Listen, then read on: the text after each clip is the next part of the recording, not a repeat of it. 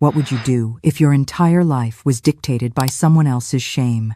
At 20 years old, my father's shame of being poor turned me into merchandise. I was sold off to a 4-5-year-old man, a wealthy stranger the entire town whispered about. I prepared myself for a life of hell, to be resigned to the fate of property that had been bought and sold. But what I discovered on our wedding night wasn't cruelty. It was a secret he had kept hidden for decades, one more painful than my father's arrangement, and ironically, it was the very thing that set us both free. This story is for anyone who is feeling trapped, defined by others, or believes they aren't worthy of love. If you are listening from anywhere in the world, please leave a comment and subscribe, because there are truths that need to be spread, even if they might shake your beliefs. There are stories, no matter how painful, that must be told. And this is my story. You know why? Because there are many people out there who need to hear that there is a way to overcome, that there is hope even in the most complicated situations in life. And another thing, comment down below where you're listening from. It could be from any corner of this America of ours, which I love to get to know.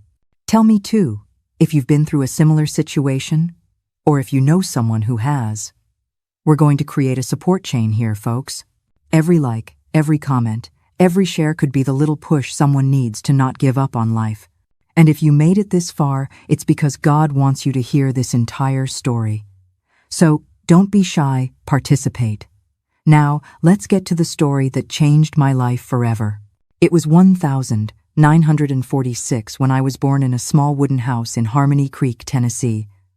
My father, Walter Hayes, was a farmhand on Mr. Harold Vance's farm, and my mother, Clara, took in sewing to help support the house. We were poor, but not destitute. At least not at first. "This girl is going to be a fighter," said the midwife when she saw me crying my lungs out the day I was born.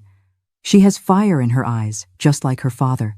If only she knew that fire was slowly fading, day by day, maybe she would have prophesied differently. I grew up surrounded by 5 brothers: James, Michael, Robert, Daniel, and Thomas. You might be wondering where 5 older brothers were when their sister was in trouble. But that's just how it was back then. Boys were raised to look out at the world, while girls were tied to the kitchen corner. They feared my father too, and perhaps they were also taught that my business wasn't theirs. I was the only girl, the youngest, and that should have made me the princess of the house. Instead, I became the prisoner. "Girl, don't play in the street," my father would say every time I tried to run after my brothers. "A girl's place is inside the house, helping her mother." I was barely 5 years old when I heard those words for the first time, but I already knew my life would be different from my brothers. While my brothers ran free through the fields, climbed trees, and played baseball in the town square, I stayed cooped up inside the house, learning to sew, to cook, to be a proper family girl. "Tilly," my mother would call me every morning. "Come here and help your mama with the food." And there I'd go, with my little bare feet on the packed dirt floor, to help peel potatoes, grind corn, and sweep the yard. It wasn't just housework, it was preparation for what they thought would be my destiny. To marry as a virgin, be a good wife, give my husband sons. My father treated my virginity as if it were the family's most precious asset. "This girl will marry pure," he'd always repeat, "or she won't marry at all." When I turned 10 inches 1956, things got even stricter. "Tilly, you don't go out alone anymore," my father decreed. "If you go anywhere, you go with your mother or one of your brothers." It was as if I were a treasure that needed to be kept under lock and key. I remember one Sunday afternoon, I must have been about 12, when I saw the girls my age playing Ring Around the Rosie in the square. "Mama," I begged, "can I go play with the girls?" My mother looked at me with pity but shook her head. "Your father won't allow it. Honey, he says a girl who plays in the street gets lost." Lost. That word echoed in my head every day. How could a 1-2-year-old girl get lost playing Ring Around the Rosie? But I didn't question it. In those days, a girl didn't question her father, no matter how absurd the rule was. "Walter," I heard my mother whisper to my father one night, "the girl is getting awfully sad. Won't it hurt her to play just a little?" "Clara," he replied in that gruff voice that allowed no argument. "A girl who's too happy becomes a flirt. Better sad than lost. And so I grew up, sad, quiet, obedient. While my brothers discovered the world, I discovered only the four walls of my house. While they learned to be men, I learned to be a shadow. In school, which I only attended until I was 14, the other girls would talk about courting, about the little notes they received, about the glances they exchanged at church. I listened to it all quietly because I had nothing to share. My life was home, school, church, always watched, always controlled. Tilly is different, I'd hear the neighbors comment. She's a serious family girl. Family. That word that should bring protection and love, for me, was synonymous with prison. Family was the place where I couldn't be myself, where I couldn't dream, where I couldn't even breathe right. When I left school at 14, my father said, "Now you dedicate yourself to the house, to learning those womanly things. Sewing, embroidery, cooking. That's what a man looks for in a wife." Wife. I didn't even really know what it was to be a wife, but they were already preparing me for it since I was little. Sundays were the worst. At service, I'd see the boys looking at the other young ladies, talking, laughing. Some even flirted secretly after church, but I stayed glued between my father and my mother, unable to exchange a single glance with anyone. "Why won't Daddy let me talk to anyone?" I asked my mother when I turned 15. "Because he wants to protect you, honey," she answered, but there was a sadness in her eyes that said something else. "Protect me from what, Mama?" "From the evils of the world. Evils of the world." To my father, any contact I had with the opposite sex was evil. A boy saying hello was evil. A neighbor asking how I was evil. A fellow from church smiling was evil. At 16, I started to wonder if I was going to spend my whole life this way, watching life pass by through the window, listening to other people's stories, always living in the shadows. "Mama," I said one afternoon, "do you think I'll ever get married?" "Yes, honey," she replied. "When God wills it and your father arranges it." Arranges it. Not even that would be my choice. My husband would be chosen by my father as if I were an object he needed to negotiate. And the worst part was, I believed that's how it was, that it was normal, that all girls lived that way. Only years later, when it was already too late, did I discover that other families, even poor ones like ours, let their daughters breathe a little, court with supervision, choose their own destinies. But not in Walter Hayes's house. No. In our house, the daughter was the father's property until she became the husband's property. And I was just Matilda, the girl who never got to be young, who never got to dream, who never got to choose. There was one sliver of light in those years, Mrs. Gable, the town librarian. She was an older woman who had never married and seemed to understand the hunger in my eyes. When my father wasn't looking, she would slip me books, Dickens, Austen, stories of women who saw the world. "Your body may be in this house, Matilda," she whispered to me once, handing me a worn copy of Jane Eyre. "But your mind is the one place they can never lock up. Don't you ever let that fire go out." She was my one true teacher, and her words became the armor I didn't know I would need. That is the one spark of hope in her entire world. Her father can lock her body in the house, but Mrs. Gable is arming her mind. Matilda has no idea how much she will need that armor, because she's about to discover that there is a fate much, much worse than just being a prisoner. Until I turned 20 and discovered there was something much worse than being a prisoner, who being sold. The years passed like dry leaves carried by the wind, and I remained there, in the same wooden house, watching life happen on the other side of the window. When I turned 17 inches 1,963, things became even more suffocating. Tilly is a young lady now. I heard my father comment to my mother one night, "We have to watch her more," as if he didn't watch me enough already. I couldn't even go to the well to get water alone. He'd send one of my brothers with me.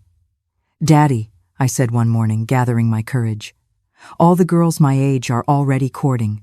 Can I at least talk to someone at church?" The look he gave me was as if I had committed the worst of sins. "Talk for what?" he asked, his voice thick with anger. "To look for trouble? To get people in town talking about you?" "It's not to look for trouble, Daddy," I insisted, trembling inside. "It's just that I feel so lonely here in the house." "Lonely?" he repeated, standing up from his chair. "You have a mother, You have brothers. You have a home. You have food. What loneliness is that? How could I explain to him that the loneliness wasn't a lack of people around, but a lack of freedom to be a person? Walter, my mother tried to intercede. The girl just wants. The girl just wants what she can't have, he cut her off, and she's not going to have it. A decent girl doesn't go chasing after men. The man comes after the girl when the time is right. The right time. But when would that right time be? At 18? At 20? At 30? Or never?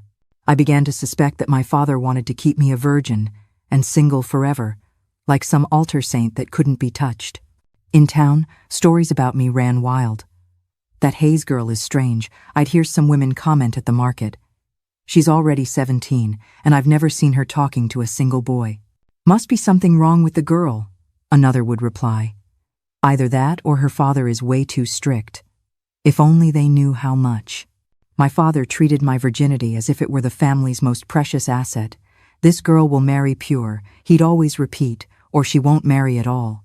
And I had no voice, no say, no choice. When I turned 18, the situation got strange. Mrs. Baker, our neighbor, came to talk to my mother. "Clara," she said, "there's a young man interested in Tilly." My heart sped up. Someone had noticed me. "Who is it?" my mother asked, curious. "It's Mr. Johnson's son from the store, Caleb. A hard-working boy from a good family. He wants to ask Walter for the girl's hand." Caleb. I knew him by sight. A handsome boy, about 22, who always greeted me politely when he saw me at church. But when my mother told my father, the answer was categorical. "No, why not, Walter?" she asked. "The girl is 18 now. The boy is from a good family." "Because I said so," he snapped. "Tilly isn't getting married yet. She's too young." "Too young at 18? When would I be too old?" The other girls my age were already engaged, some even married, but I remained there, a prisoner of my father's obsession. "Mama," I cried that night, "why won't Daddy let me get married?" "Because he's afraid you'll suffer, honey," she tried to explain, but I could see she didn't understand it herself. "But I'm already suffering in here," I told her. "I'm dying a little bit at a time. Mama, I have no life." "Be patient," she whispered. "Someday he'll allow it. But what day would that be? When I was 30? 40? When it was already too late to start a family? Suitors appeared one by one, and my father rejected them all. There was the shoemaker's son, too poor, the rich farmer's nephew, too rich. He'll want to boss the girl around. The boy from the next county, too far. The boy from right here, too close, everyone will be watching. To my father, no man was good enough for his daughter. Or rather, no man deserved the treasure he kept under lock and key. Because that's how he saw me, as a precious object that couldn't be touched, used, lived. When I turned 19 inches 1,965, I was already resigned. "Mama," I said one afternoon, "I think I'm going to be an old maid." "Don't say that, Tilly," she replied, but there was worry in her eyes. "Your father will find someone for you, someone for me," as if I were incapable of finding someone for myself. As if I didn't have feelings, desires, a will of my own. I was just a doll on the shelf, waiting for someone to pick me. The nights were the worst. Lying in my bed, I'd listen to the sounds of the town outside. Young people talking, laughing, living. And me, there, a prisoner in my own home, a prisoner of my father's sick mind, a prisoner of a purity that no one had asked me if I wanted to preserve. God, I'd pray every night. Have you forgotten me? Why does my life have to be this way? But God seemed deaf to my pleas. Or maybe he was preparing something I couldn't yet imagine. During the day, I helped my mother around the house. I sewed, I embroidered, I cooked. I had become a perfect housewife without ever having a house of my own. I knew how to take care of everything, but I didn't know how to take care of myself. I knew how to please a husband, but I had never had a real conversation with a man. "Tilly," Mrs. Baker said to me one day, "don't you find it strange, not knowing any boys?" It was strange, yes, but what could I do? "My daddy doesn't allow it," I replied, lowering my head. But child, she insisted, how will you know if you like someone if you never talk to anyone? That was exactly what distressed me. How would I know what love was if I'd never felt my heart flutter? How would I know what I wanted in a husband if I'd never really met any man? I was going to get married blind, like a shot in the dark. But my father had his own logic. A woman who knows many men isn't worth anything, he'd say. A decent woman marries the first man her father chooses. Choose. Always that word. The woman never chooses. The father chooses. The husband chooses. And so, my dear, 1,966 arrived, and I turned 20. 20 years of life. And it seemed I hadn't lived a single day. 20 years in the world. And I didn't know an inch of it. 20 years a woman, and still a frightened child, afraid of her own father. But it was exactly at 20 that my life took a turn I never imagined. It was when hunger knocked on our door, and my father discovered that even the most precious daughter can become a bargaining chip when need squeezes tight. 20 years old. When I reached that age in March of 1966, I looked at myself in the small piece of broken mirror in our room and saw a stranger staring back at me. It was a woman I didn't know. An adult's body, but a frightened child's soul. My God, I whispered to my own image. What have I become? I had breasts, I had hips, I had everything a woman was supposed to have, but inside I felt like a 10-year-old girl still waiting for her father's permission for everything. In those days, being a single woman at 20 was already cause for comment in town. A spinster aunt. Those words hurt like a knife in my chest. Mama, I asked one morning, what's wrong with me? My mother stopped sifting the flour and looked at me tenderly. There's nothing wrong with you, honey. Any man would be lucky to marry you. Then why does nobody want me? It's not that they don't want you, she sighed. It's that your father doesn't let anyone get close. And it was true. At 20 years old, I had never had a real kiss. I had never held a boy's hand. I had never felt those butterflies in my stomach that other women talked about when they liked someone. It was as if a part of me had been ripped out before it was even born. Clara, I heard my father talking to my mother one night. The girl is being left on the shelf. On the shelf. Like a boat that gets stuck in the sand and can't sail. Walter, my mother replied, you don't accept a single suitor. How is she going to get married if you scare them all away? Because no one suitable has shown up yet, he grumbled. It's just kids with no future or shameless old men. No future. Shameless. To my father, all men were either too young or too old, too poor or too rich, too much of this or too much of that. It was never right. That same year, another suitor appeared, Ethan Moore, a 5-year-old merchant's son who had seen me at church and taken an interest in me. Walter, his father, came to talk. My son wants to marry your daughter. My heart sped up when I found out. Ethan was handsome, hard-working, from a known family. But when my father returned from the talk, the answer was the same as always. He's not suitable. Why isn't he suitable, Daddy? I dared to ask. Because I know the family. His father is a womanizer. The apple doesn't fall far from the tree. My father saw evil in everything and everyone. If the boy was single, it was because he was irresponsible. If he was a widower, it was because he didn't know how to take care of his first wife. If he came from a rich family, he would mistreat me. If he came from a poor family, he wouldn't support me. Mama, I cried that night, I'm going to die an old maid. No, honey, she tried to console me. God will send someone for you. But what God was this, who let a daughter wither in her father's house while life rushed by? The other women my age were already living their lives. Sarah Johnson, my friend from church, already had 2 children. Rose Miller was already pregnant with her 3rd. Emily Davis had been widowed and was already flirting again. And I was still there, inexperienced, like a flower that never saw the Sunday Tilly. Mrs. Scott, a neighbor, said to me one day, "Aren't you curious about those things between a man and a woman?" Curious? I was dying of curiosity, but how could I talk about it? I confessed, blushing. But my daddy says you only learn those things after you're married. Child, she laughed. But how will you know if you're going to like your husband if you don't even know what he's like? That's exactly what tormented me. How would I know if I was compatible with someone if we couldn't exchange a word alone? At night, I would lie awake imagining what it would be like to have a husband, what it would be like to share a bed with someone, to talk about the day's problems, to have children, to build a family. But they were vague, formless dreams, because I had no reference for what intimacy between a man and a woman was.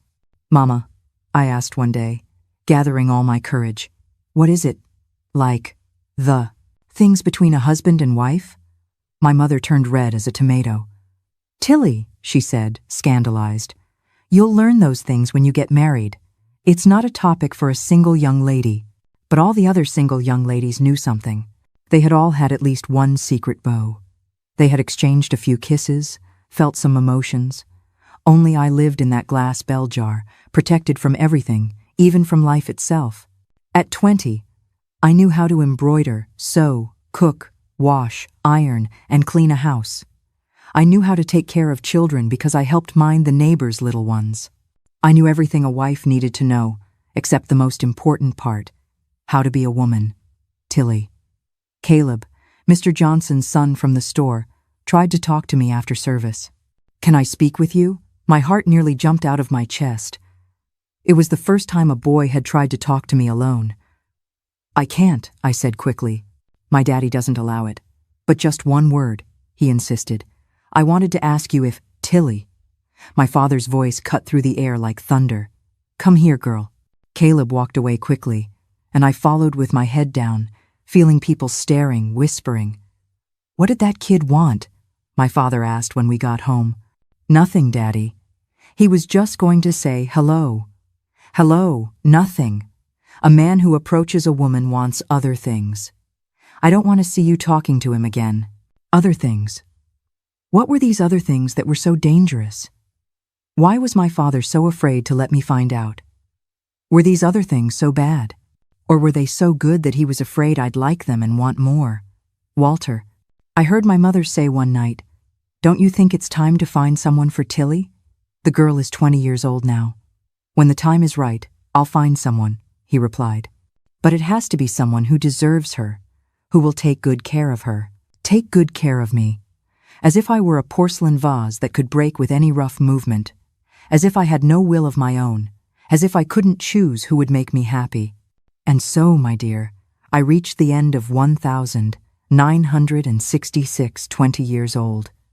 A virgin not just in body, but in soul.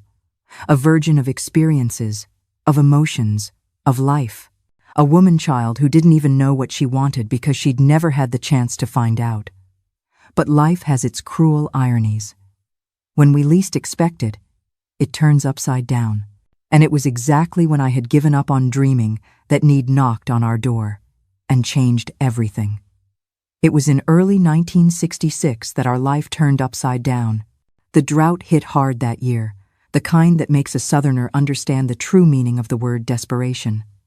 Mr. Harold Vance's cattle began to die, and with them, so did my father's job.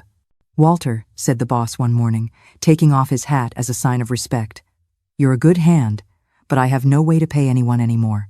The farm is broke." My father came home that day with the saddest face I had ever seen in my life. "And now, Walter?" my mother asked, her voice trembling. "Now we'll manage," he replied, but I could see he didn't know how. At 52, my father had never done anything other than work cattle. He couldn't read, couldn't write, had no trade. The first few months were difficult, but still bearable. My mother sewed more intensely. My brothers looked for work here and there, and we survived on the little we had. But when May of that year arrived, the situation became desperate. "There's nothing left," my mother said one night, showing the empty pantry tin. "The flour is gone, the beans are gone, there's only a handful of corn left. Corn that we ate boiled instead of rice, that we mixed with water instead of milk." "Mama," I said, "I can get a job. I know how to sew. I can wash clothes for people." "A girl from a good family doesn't work outside the home," my father cut in sharply. "What will people think? What would they think? That we were poor. But we were already poor anyway. What difference did it make?" "Walter," my mother tried to argue, "things are bad. If Tilly earns a few dollars?" "No.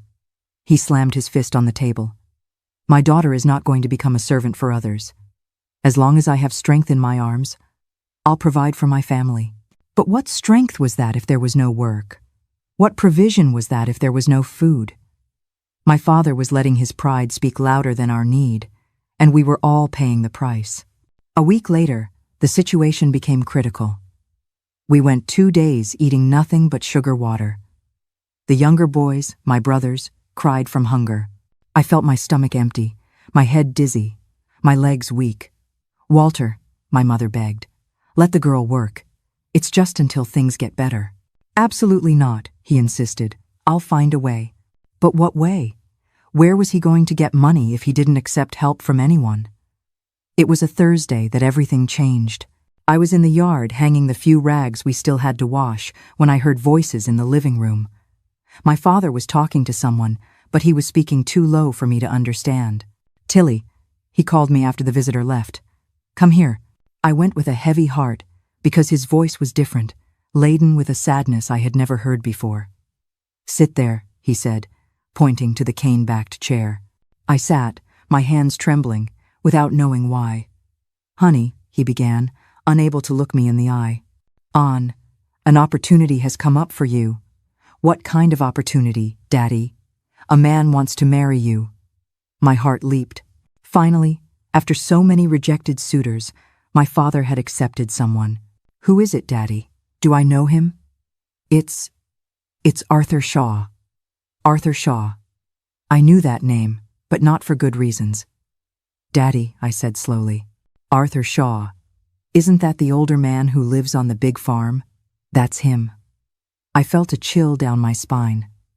Arthur Shaw was 45 years old, almost my father's age. He was known in town as a rich but strange man.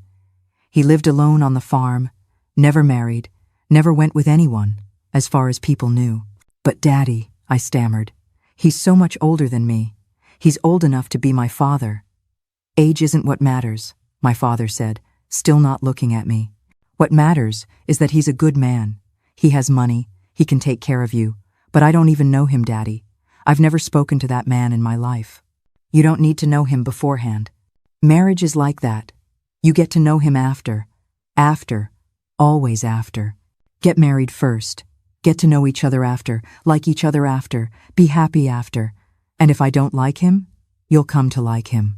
He's a good man, hard-working, has a farm, has cattle, has money, money." That word my father repeated 3 times. That's when I understood.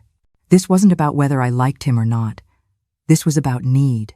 "Daddy," I whispered, feeling the tears well up, "are you selling me?" The silence that followed was the answer. My father hung his head, his hands trembling. "It's not selling, honey, it's arranging your future. Arranging my future, or saving the family from starvation." He looked at me then, and I saw tears in his eyes too. "Tilly," he said, his voice cracking, "you don't know how much it hurts a father's heart to have to do this. But there's no other way. Yes, there is, Daddy. I can work. I can help another way. Work where? Doing what? You don't know how to do anything but housework. Then teach me. Let me learn." "There's no time. The situation is critical. If it's not now, if it weren't for what? We were going to starve to death? Was it that bad? How much did he offer?" I asked, my voice coming out harder than I intended. "Tilly, how much, Daddy?" $2,000, he whispered. $2,000. At this moment, Matilda isn't a daughter. She's a transaction, sold by the father who claimed to protect her. She's being sent into what she believes is a living hell, but the secret awaiting her in Arthur Shaw's house is more painful and more freeing than anyone in town could possibly imagine.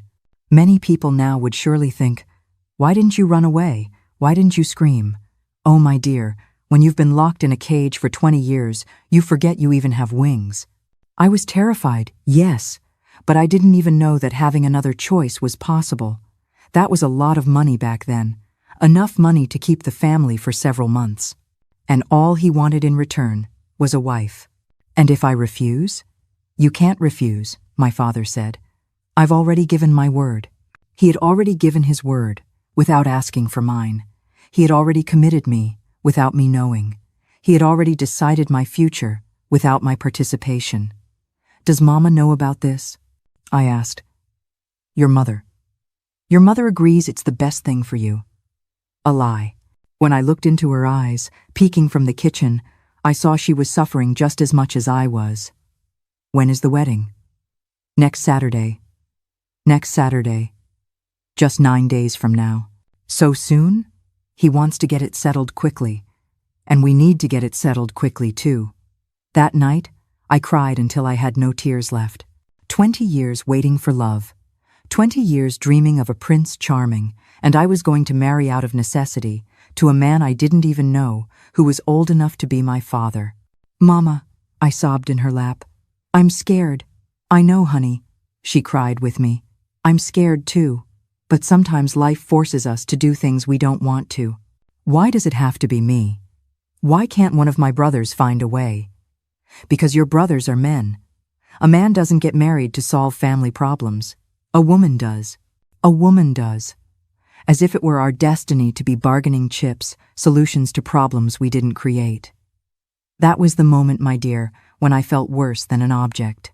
I wondered, God, have you forgotten me? I thought it was the end of my life, but as it turns out, it was the very first door opening. But what I didn't know yet was that the man I was going to marry kept a secret. A secret that explained why at 45 he had never been interested in any woman. A secret that would make our story very different from what anyone could imagine. Arthur Shaw was a walking mystery in the town of Harmony Creek. At 45, tall, broad-shouldered, with well-kept grayish hair and brown eyes that always seemed sad, he aroused curiosity and gossip wherever he went. Why do you suppose that man never got married? The women at the market would whisper. It's not for lack of money, he has plenty of that. Or for lack of looks, another would add. The man is well built, then he must be. Strange. Strange. The speculation ran rampant through the town streets. Some said he was sick with something contagious. Others swore he had killed someone in the past, and that's why he lived in isolation. The more malicious ones whispered that he didn't like women, that his interests lay elsewhere. Arthur lived on a farm 3 miles out, in a large brick house with a wide porch and a well-kept garden. He had land, cattle, employees, everything a man could want in those days. But he lived alone. Alone with an old housekeeper, Mrs. Davis, who took care of the house. Mr. Arthur is a good man. Mrs. Davis would always defend him when she heard the gossip in town. He treats everyone well, pays fairly, doesn't harm a soul. Then why doesn't he get married, Mrs. Davis? They'd ask. Ah, only he can answer that. And what no one knew, what Arthur guarded as the biggest secret of his life, was the real reason he had never gotten close to any woman. It wasn't for lack of desire. It wasn't because he was sick. It wasn't because he preferred men. It was out of shame. Arthur had been born with a problem that, in those days, had no scientific name, no medical explanation, no treatment. It was simply a curse he carried between his legs. A birth defect he discovered in his adolescence, and that had tormented him ever since. His private parts were disproportionately small. Not just small, but minuscule, the size of a small child's. When the other boys his age began to develop, to talk about women, to brag about their conquests, Arthur realized he was different. My God, he cried at 16, looking at himself in the mirror. What did you do to me? He tried to talk to his father, but old Mr. Shaw was a rough man, the kind who didn't talk about those things. Stop that sissy talk, boy, was all he said. Everyone is born as God wills it. As God wills it. But why did God want him to be like this? Why did he have to bear this cross that no woman would ever accept? Why did he have to live condemned to eternal loneliness? In his teens, Arthur tried a few times to get close to a girl, but he always backed out at the last minute. What if she finds out, he'd think. What if she tells everyone? What if she laughs at me? The shame was greater than any desire. Arthur, his father said when he turned 25. When are you going to give me grandchildren? Someday, Dad, he'd reply. But he knew that day would never come. How could he provide grandchildren if he couldn't even think about getting undressed in front of a woman? The years went by, and Arthur became more and more isolated. He built a prosperous farm, accumulated wealth, but couldn't build a family. Every time he saw couples in town, he felt a pang in his chest. Every time he heard babies crying, he imagined what it would be like to have children. Mr. Arthur, Mrs. Davis said to him when he turned 40, "Aren't you thinking about getting married? This house needs a lady." "I'm not, Mrs. Davis," he'd reply. "Marriage isn't for me." "But why, Mr. Arthur? You're a good, hard-working man." How could he explain that the problem wasn't being good or hard-working? How could he say the problem was in what he couldn't show, in what he couldn't offer? How could he confess that he felt less of a man than any teenager in town? The nights were the worst.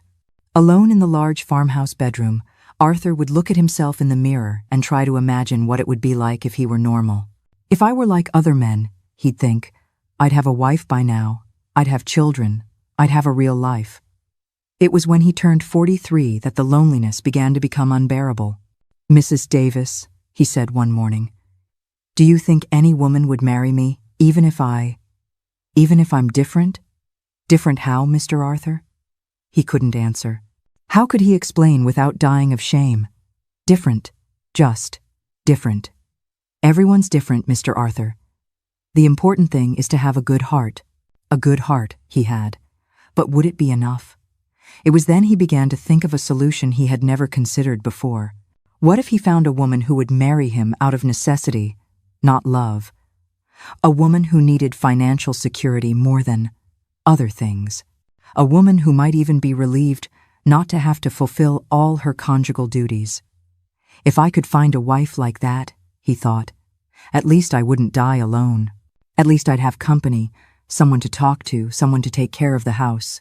It wouldn't be love, but it would be better than eternal loneliness. It was when he learned of Walter Hayes's family situation that he saw an opportunity. His daughter, Matilda, was 20. She was a good family girl, pretty, hard-working, but still single. And the family was in dire straits. Maybe, he thought, this is the chance I've waited for my whole life. A young, inexperienced girl who won't have high expectations. A family in need that won't ask too many questions. A situation that could solve everyone's problem. "Mr. Hayes," he said, when he went to make the proposal, "I want to marry your daughter." He saw the astonishment in the man's eyes. "I know I'm old enough to be her father," he continued, "but I promise to take good care of her, give her everything she needs, treat her with respect." "And what do you want in return?" Walter asked, suspicious. "Just a wife," Arthur replied. "Someone for company, to take care of the house, to have a family." He didn't lie. He just didn't tell the whole truth. $2,000, he offered, knowing it was an amount the family couldn't refuse. "And I'll pay for the wedding, buy the girl's trousseau, take care of everything." It was a lot of money, much more than any normal dowry. When Walter accepted, Arthur felt a mixture of relief and terror. He was finally going to get married. He finally wouldn't die alone. But what would the wedding night be like? How was he going to explain it to the girl? How was he going to face the disappointment in her eyes? "Mrs. Davis," he said when he returned home. "I'm getting married. Praise the Lord," she exclaimed. "To whom?" "To Walter Hayes's daughter, Matilda. The girl is young, Mr. Arthur. Will you know how to make her happy?" Make her happy. If only she knew he wasn't expecting happiness, just companionship. If only she knew he didn't want passion, just someone who wouldn't leave when they discovered the truth. If only she knew he was willing to pay any price not to die alone. In the days that followed, Arthur prepared everything for the wedding with obsessive care. He bought the best fabric in town for the bride's dress. He ordered a cake, sweets, drinks. He hired a fiddle player to liven up the party. He wanted everything to be perfect. Maybe, he thought, if I make her happy in every other way, she'll forgive what I can't give. Maybe kindness would compensate for anatomy. Maybe generosity would compensate for inadequacy. Maybe respect would compensate for disappointment. But deep down, very deep down, Arthur knew he was fooling himself. He knew that no 20-year-old woman was going to be satisfied with affection and money. He knew that sooner or later, she would find out and leave.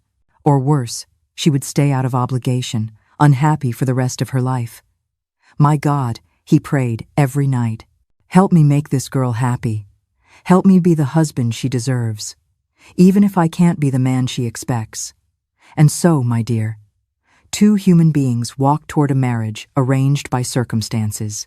She, a 20-year-old girl who had never kissed anyone, sold out of necessity. He, a 5-year-old man who had never undressed in front of anyone, buying companionship with money. Neither of them knew what awaited them. Neither of them imagined that from this improbable meeting, something unexpected would be born. Understanding, acceptance, and, who knows, love. The day of the 28th of January 1967 dawned cloudy in Tennessee, as if even the sky was sad about what was about to happen. It was my wedding day, but I felt nothing close to joy. It was more like I was going to my own funeral.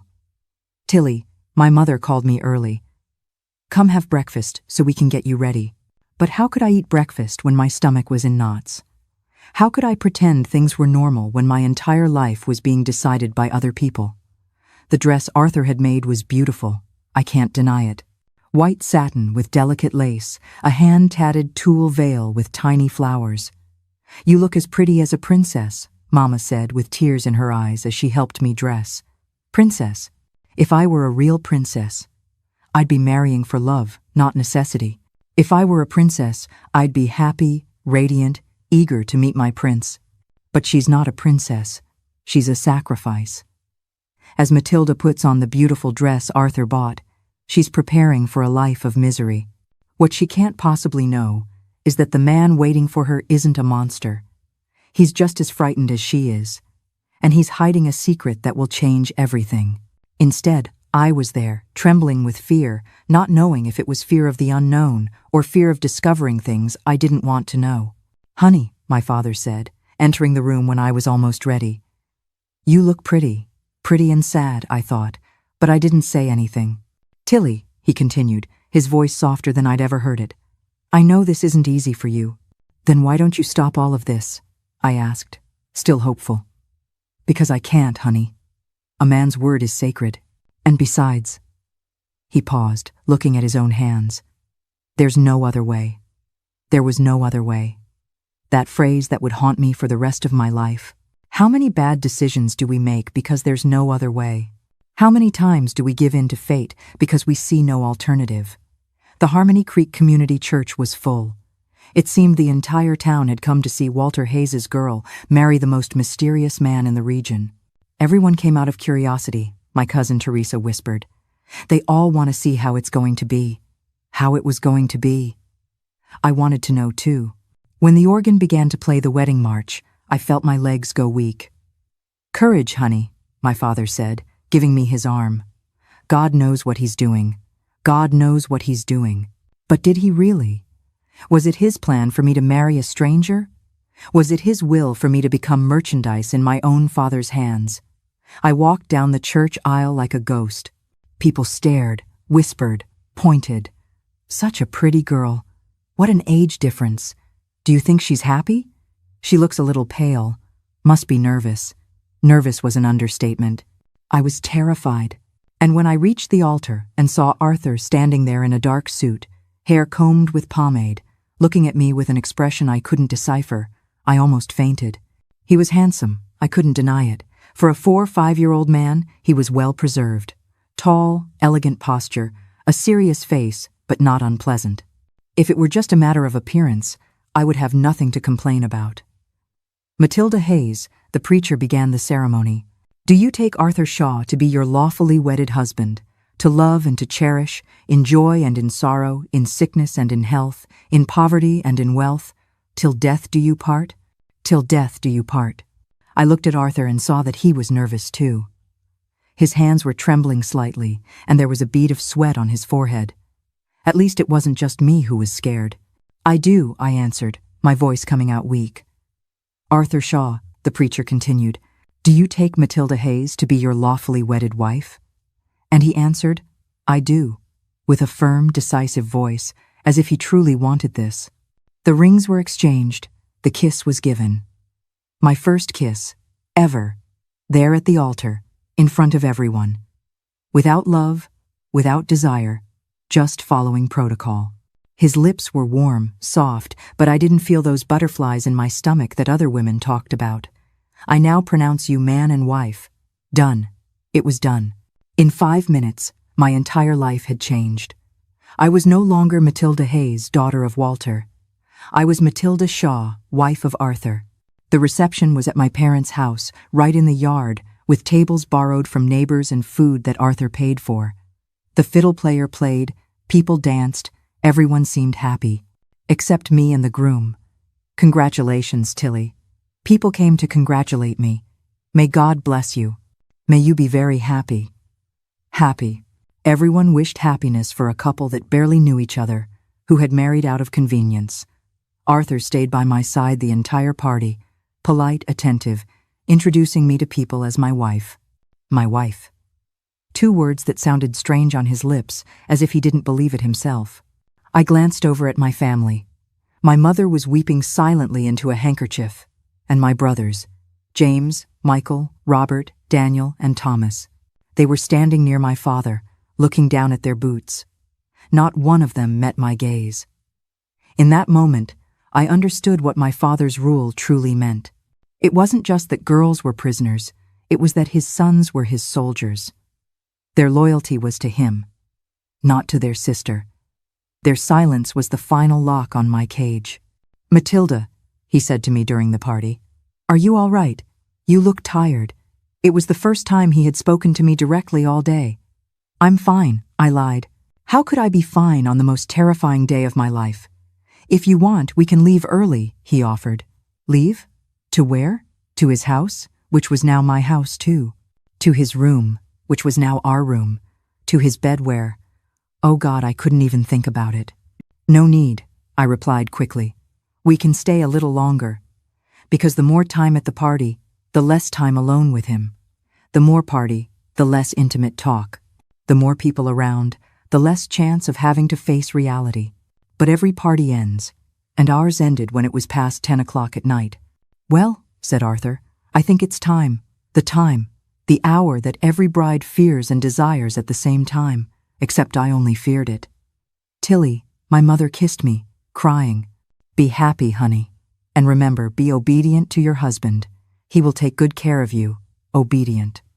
Another word that amazed me, as if I were a pet that had changed owners.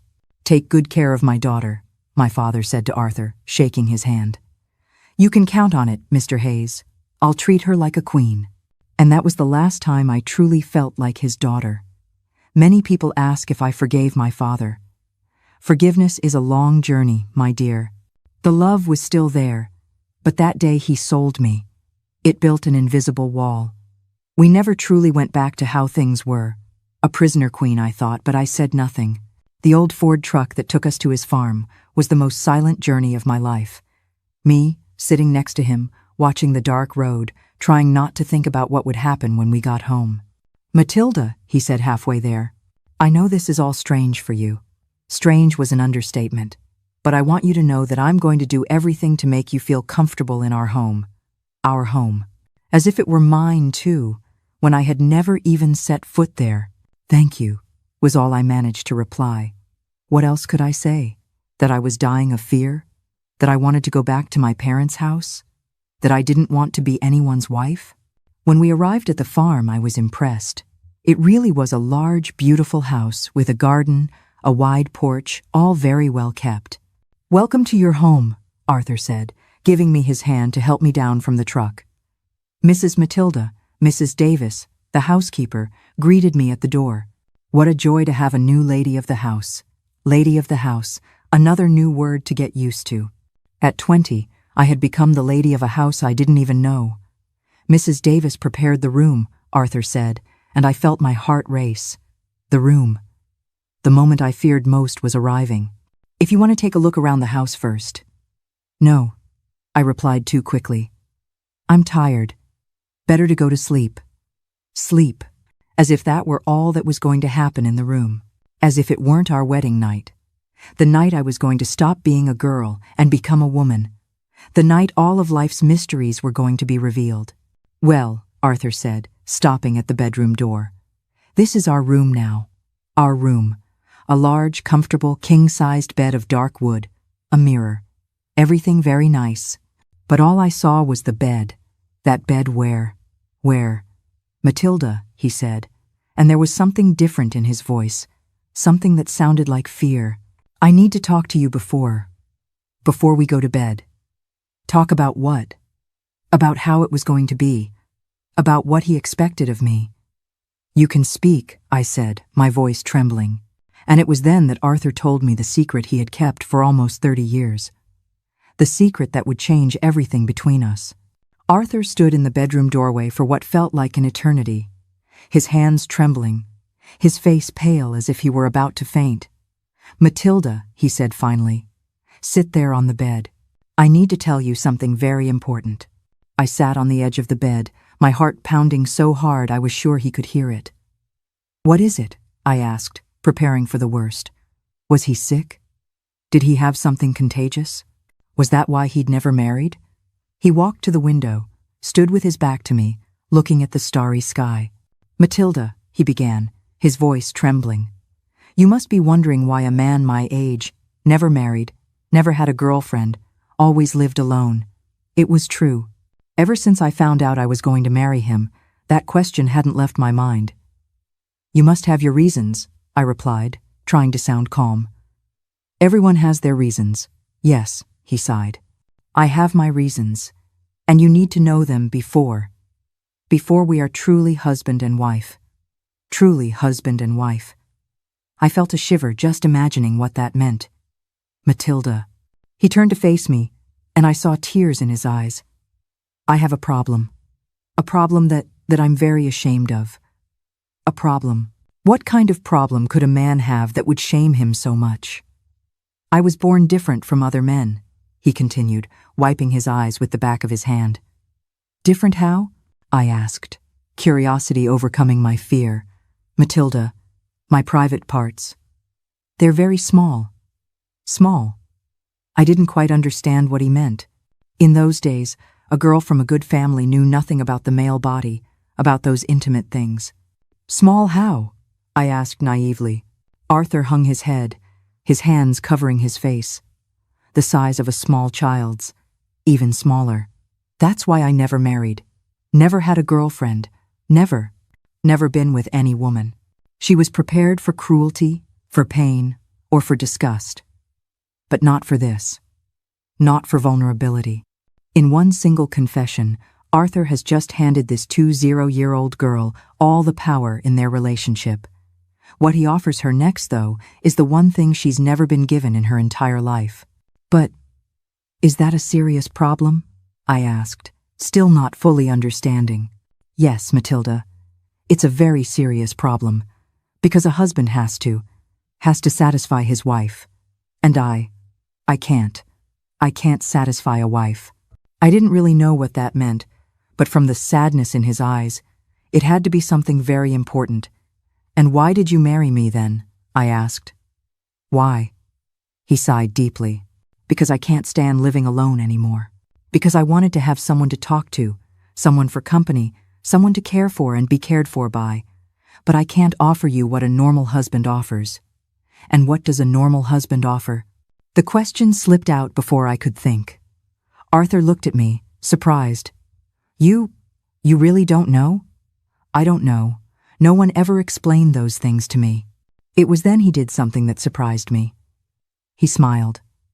For the first time since we'd met, I saw a real smile on his face.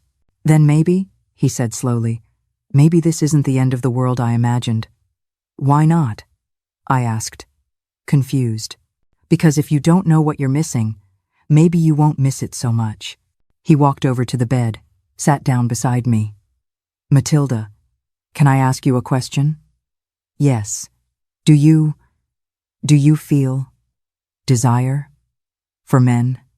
Do you feel the urge to be touched, kissed, and those things?" I blushed to the roots of my hair. How could I answer a question like that? I don't know," I stammered. I've never thought about it. You never felt anything? When you looked at a boy? No, I answered honestly. My daddy never let me get close to any boy. I've never had a real conversation with any man, besides my brothers and him. Arthur fell silent, thoughtful. So, you truly don't know what you'd be missing? He asked, almost hopeful. I've only ever felt curiosity, I admitted. Not desire. He nodded slowly. I'm the opposite, he confessed, looking away. I felt desire. A lot of desire to know a woman, to have a family. But I was always terrified of this part, the intimate part. I was afraid of the shame. And now? I asked. Now that you've told me your secret, what? Now, I don't know, he admitted. It depends on you. It depends on whether you can accept an incomplete husband. Incomplete.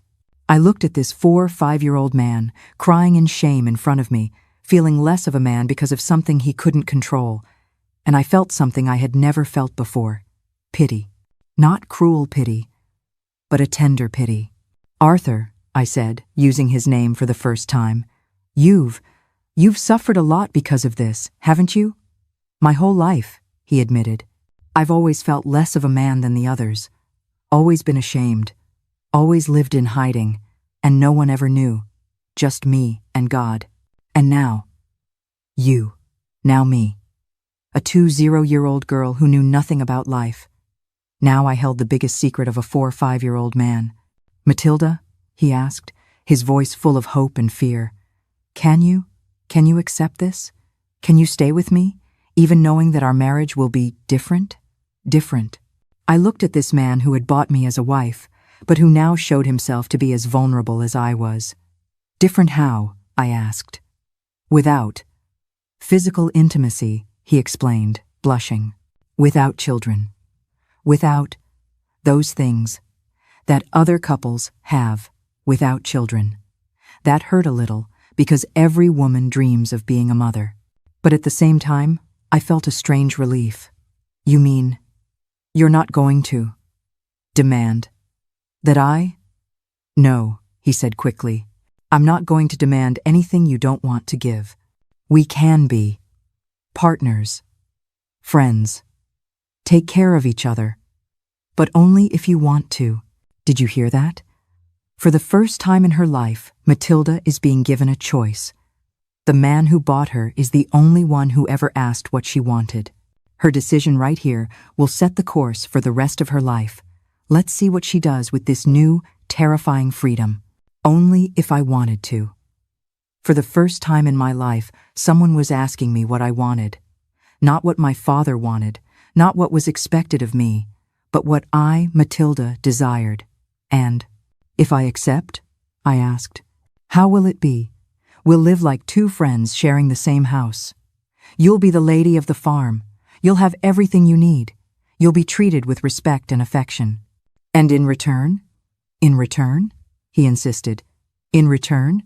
Give me company. Talk to me. Have coffee with me. Help me not feel so alone in the world. Company. Was that what he wanted to buy with the $2,000? Just company. Arthur, I said slowly, can I ask you a question? Yes. Why? Why did you choose me? Why not an older woman? A widow who was also alone? Because, he sighed, a woman with experience. She would know I'm not a complete man. She'd feel unsatisfied. She'd leave me or cheat on me. You, being young, with no experience, I thought maybe you could get used to it. Get used to it. As if I were an animal that could be trained to accept any situation. But looking at him, seeing the sincerity in his eyes, the vulnerability in his gestures, I didn't feel anger. I felt something akin to understanding. Arthur, I said, can I sleep on it? To think it over? Of course, he stood up quickly. I'll sleep in the guest room. You stay here. Rest. And we'll talk tomorrow.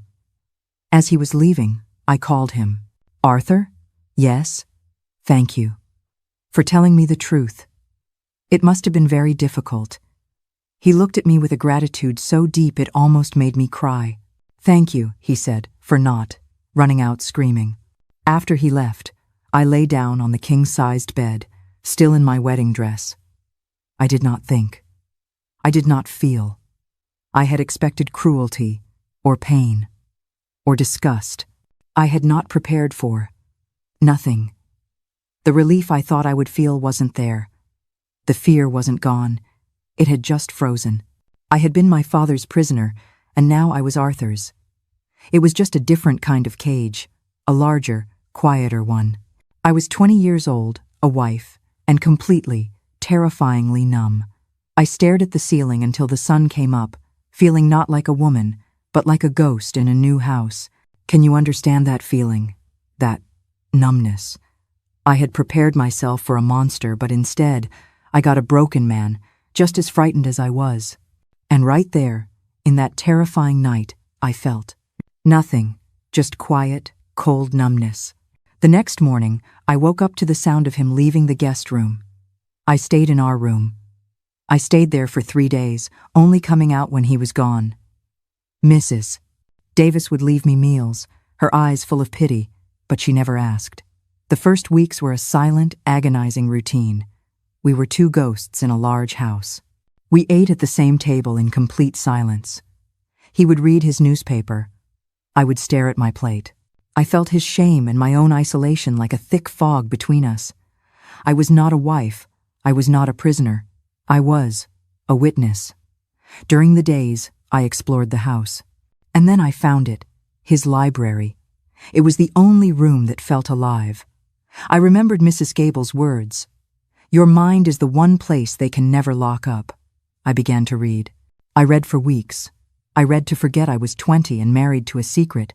I read to feel alive. One night, about a month into our marriage, I heard a terrible sound. A crash, then a groan. I found Arthur at the bottom of the stairs, delirious with fever, his leg bent at a terrible angle. "Water," he mumbled, his face pale with pain.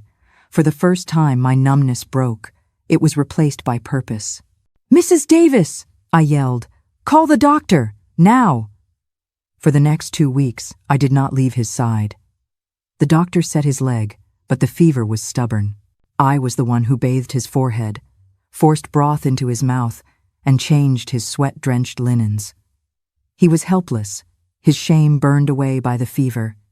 He was just a man in pain. And I was just a woman who knew how to care for people.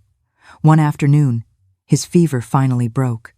He woke and saw me sitting in the chair by his bed, asleep, a book open on my lap. You stayed," he whispered. His voice was hoarse. "I'm your wife," I said, waking up. He didn't look at me with shame. He looked at me with gratitude. "Why are you reading David Copperfield?" he asked. "Because I found it in your library." "It's about a boy who survived," I answered honestly. He was quiet for a long time. Then he said, "It is, but the ones about farming, in the study, they teach you how to build." That was the real beginning. Not a deal, not a partnership. It was a fever and a book. The next week, he was still in bed, but he asked me to bring him the farm ledgers. "If you're going to read," he said, his voice stronger, "you might as well read something useful. Let me teach you. Let me teach you how we run this place." And I let him. I sat on the floor by his bed, and my husband, my partner, began to teach me how to be free. My father locked me up to keep me pure. But the husband who bought me, he was the one who handed me the key. He didn't give me the passion girls dream of, but he gave me respect. He taught me how to be in charge of my own life. You see, my dears, love comes in many forms. It was a different kind of love than people expected. But it was love. Love based on respect, on understanding, on mutual acceptance. And I discovered that was stronger than any passion. That we really were going to spend our whole lives together, building something different, more solid, something people didn't understand, but that worked for us. It was after 6 months of marriage that Mrs. Davis made a comment that made me think. "Mrs. Matilda," she said while I was helping in the kitchen, "you look very happy. You've got a sparkle in your eye you didn't have when you arrived." It was true. I felt useful, respected, heard. Arthur asked my opinion on everything, from the color of the new curtains to decisions about buying cattle. He treated me like a partner, not an ornament. "Mrs. Davis?" I asked. "Do you find our marriage strange?" She stopped peeling potatoes and looked at me fondly. "Strange? Why, honey?" "For being different from other couples." "Child," she chuckled, "every couple has their own way. The important thing is that you respect each other, take care of each other, and are happy together. And you two are? And what about children?" I pressed. "Don't you think something's missing?" "Children come in many ways," Mrs. Davis replied wisely. "They don't always have to come from the mother's belly." And so, a year after our wedding, we decided to adopt our first child. It sounds all too simple, doesn't it? Of course, there was paperwork, there were difficulties, but in those days, Arthur was a man of standing. He was wealthy and respected. And perhaps God, in his mercy, also knew that. We needed those children just as much as they needed us. We drove to an orphanage in Nashville. As we stood in the hallway, I saw a small, 7-year-old girl named Ella Grace watching us from a doorway, her eyes full of the same quiet fear I once had. My father had arranged me. Arthur had bought me. I was property that had been negotiated. I knelt down. "My name is Matilda," I said. "We aren't here to get a child. We're here to see if there is someone who would choose us." What a powerful moment. Matilda sees herself in that little girl's fear and completely breaks the cycle of her own past. By giving Ella the choice, Matilda is finally healing herself, and this is how their unconventional house truly becomes a home. She stared at me, and for the first time, she stepped out of the shadow. When we brought Ella home, Arthur looked at me, tears in his eyes. We did a good thing," he stammered. "We did," I said, holding our daughter's hand. "That day, we didn't just give her a home. I finally got one for myself." Of course, bringing Ella home set the town's tongues wagging all over again. First, the strange marriage, now this. I overheard Mrs. Baker herself whispering at the market. "Taking in another's child. Can't she give him one of his own?" The gossip that used to define and imprison me now seemed small. I looked at Arthur, who was proudly buying Ella a peppermint stick, completely unbothered. I realized their whispers couldn't touch us. They were on the outside of a fortress of acceptance we had built, and they didn't have the key. That's right. My home wasn't the place I was born. My home was the place where I was chosen, and where I was allowed to choose. When I looked into Ella's frightened eyes, I saw myself.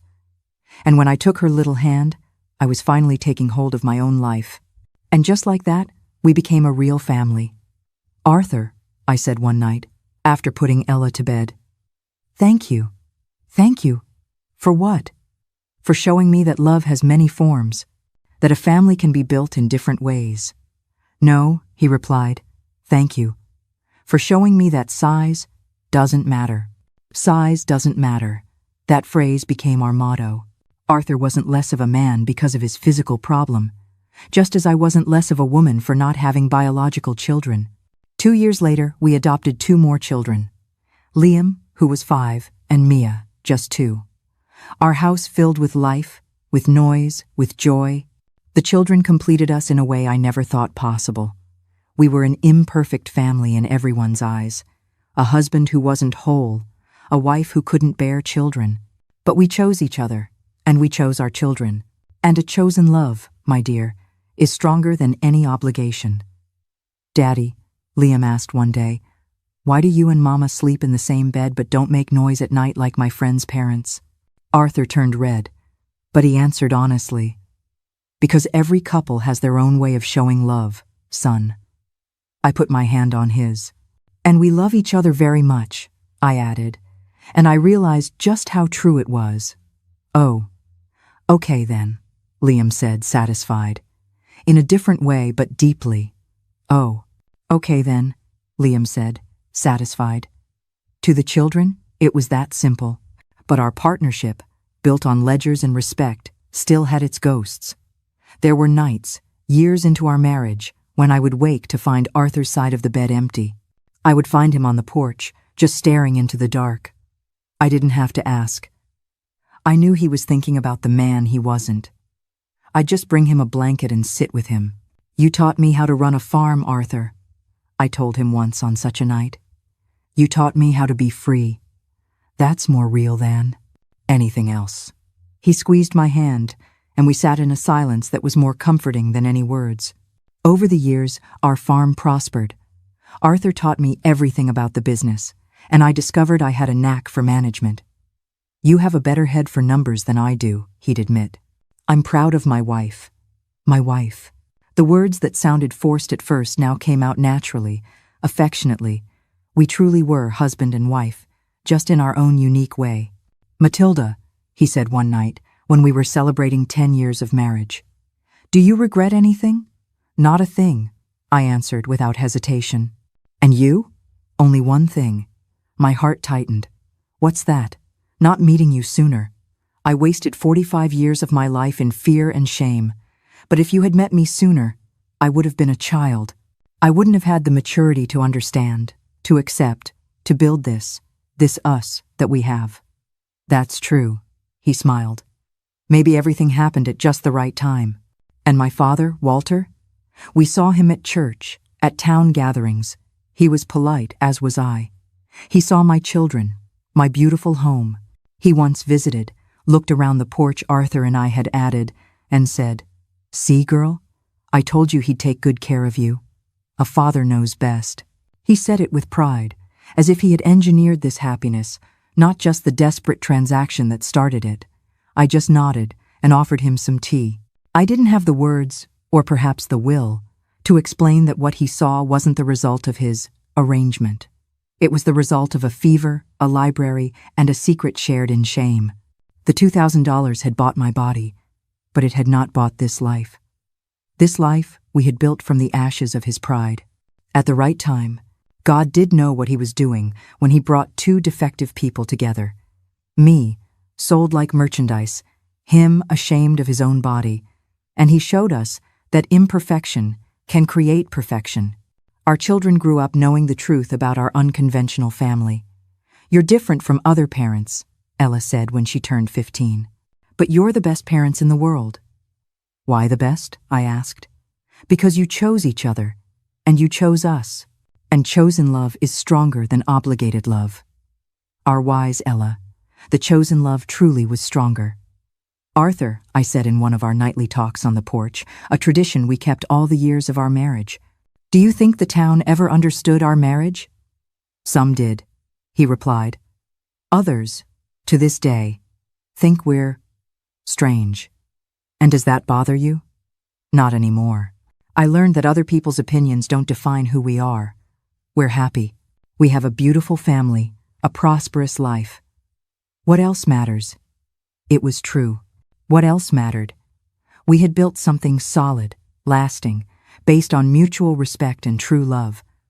It wasn't the love from soap operas or romance novels or a teenager's dreams. It was adult love. Mature. Real. "Do you know what I learned from you?" I asked. "That a real man isn't measured by what he has between his legs, but by what he has in his heart. You are more of a man than any other I've ever known." "And you?" he replied. "Taught me that a real woman isn't one who serves her husband out of obligation, but one who chooses to stay out of love. You are the strongest woman I know." Strong. Who would have thought that the frightened little girl, sold by her own father, would become a strong woman? But life teaches us in strange ways. Sometimes, what looks like weakness is actually the beginning of our strength.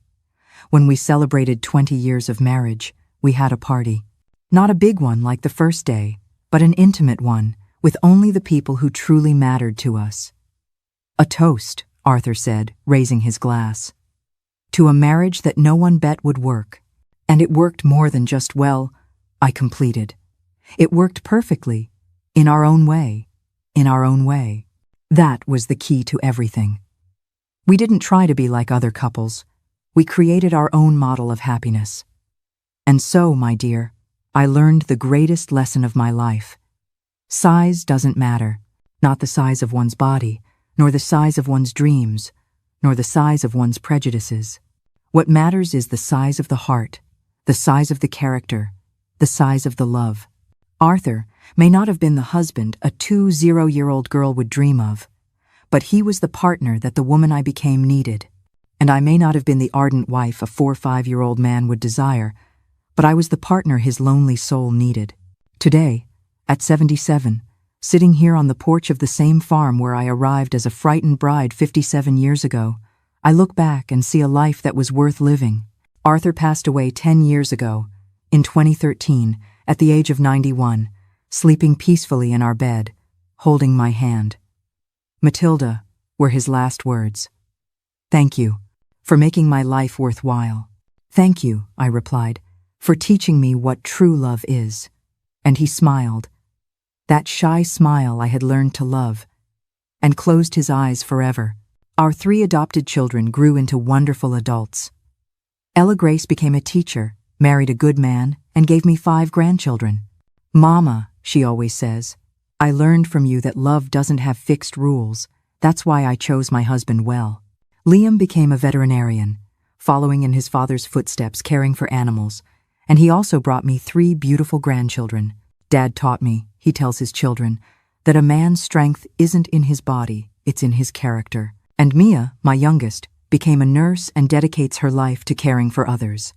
"Mama and Daddy showed me," she always says, "that caring is the purest form of loving." She married a kind doctor and brought me 3 more beautiful grandchildren.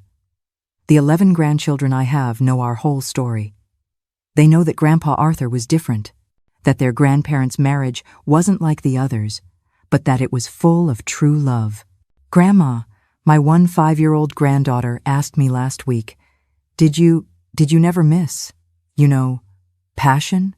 "Honey," I replied, "passion burns bright, but fast. What I had with your grandfather was more than passion. It was understanding. It was partnership. It was a love that grows every day." "But didn't you feel incomplete?" she pressed. "Incomplete? Why? I had a husband who respected me, children who love me, grandchildren who visit me, a prosperous life, a farm I helped build. What greater fulfillment is there than that?" And it's true. When I think about the 20-year-old girl I was sold like cattle by her own father, scared, inexperienced, without a voice or a choice, and compare her to the woman I became, respected in the town, owner of one of the largest farms in the region, from a girl who is property, to a woman who is respected. This is the ultimate transformation. Matilda's journey from a frightened bride to a powerful matriarch proves that the life others define for you never has to be the one you end up living. She built a legacy of love and respect from the most broken of foundations, and the final wisdom she's about to share is the very heart of this entire story. Mother of 3 admirable children, grandmother of 11 beloved grandchildren. I can only thank God. Miss Tilly, people in town tell me today, you are an example to all of us. An example of what? That it's possible to be happy even when life doesn't turn out as you planned. As if I'd had a chance to plan anything at 20. But they're right. It is possible to be happy when life takes unexpected turns. The secret is not to keep fighting the river, but to learn to navigate with the current, finding beauty even in the most turbulent waters. "Grandma," another grandchild asks me, "what would you say to a girl who was going through the same situation you went through?" I would tell her, I answer without hesitation, don't give up before you know the end of the story. Sometimes what seems like a tragedy at the beginning turns into a blessing in the end. Blessing. My arranged marriage was a blessing in disguise. If my father hadn't sold me out of need, if Arthur hadn't had his intimate problem, if our family hadn't been starving, maybe I would have married some normal boy my age and lived a normal life. But what is normal? Is normal the husband who beats his wife? Is normal the wife who obeys in silence? Is normal having children you can't support? Is normal living without mutual respect? If that's normal, then I'm grateful to have had an abnormal life. A life where my husband asked my opinion instead of giving orders. A life where I could choose, have a say, grow, learn. A life where love was a choice, not an obligation. Miss Tilly, a young woman from town, came to talk to me last month. I'm in a difficult situation, My parents want to marry me to a man I barely know, just because he has money and our family is in need. And how do you feel about him? I asked. Nothing. I don't even know him well. And how does he treat you? With respect. He seems to be a good person. But what? But I dreamed of a romantic love, you know? With passion, with butterflies in my stomach. Honey, I told her, butterflies in the stomach pass. Respect remains, passion fades, partnership grows. I'm not telling you to accept just any arranged marriage. There are many that are truly prisons. But if he's a good man, if he treats you well, if he gives you space to grow, sometimes it's worth a try. And if it doesn't work, then you fight for your rights, you get help, you get out of there. You are no one's property. But if it does work, you might just build something more solid than any youthful passion. I don't know if she followed my advice, but I know I planted a seed. The seed of possibility, of hope, of the idea that not every unexpected ending is an unhappy one. Mama, Ella said to me last Sunday, when the whole family was gathered for dinner, tell the younger grandkids how your marriage was. And there I went, one more time, to tell our story. Once upon a time, I began. There was a 20-year-old girl who thought her life was over when she found out she was going to marry a stranger. The children's eyes shone, as they always do when I tell our saga. And then, Grandma? Asked the youngest, who is 6. Then, my love, she discovered that sometimes God writes straight with crooked lines. That sometimes what looks like a punishment is a gift. That sometimes love arrives in a way you never expected. And did they live happily ever after? They lived happily, in their own way, which is the only way that matters. In their own way.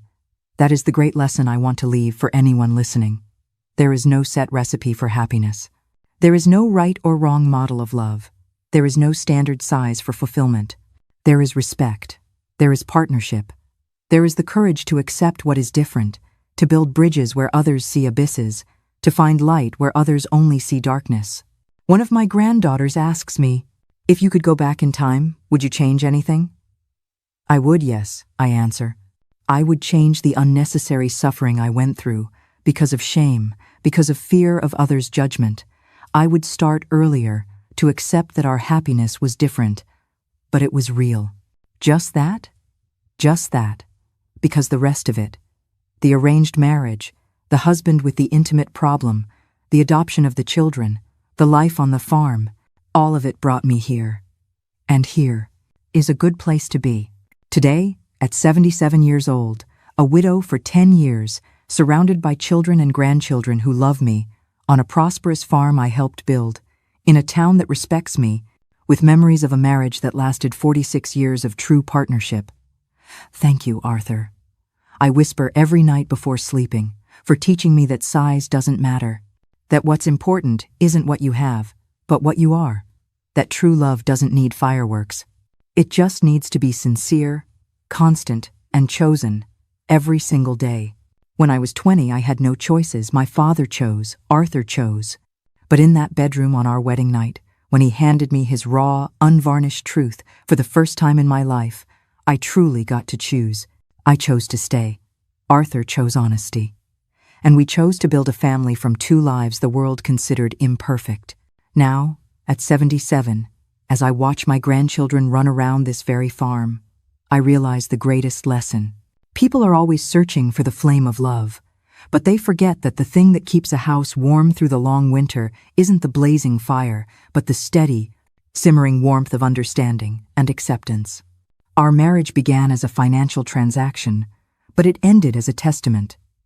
A testament that true love isn't about finding a perfect person, but about learning to love their imperfections completely.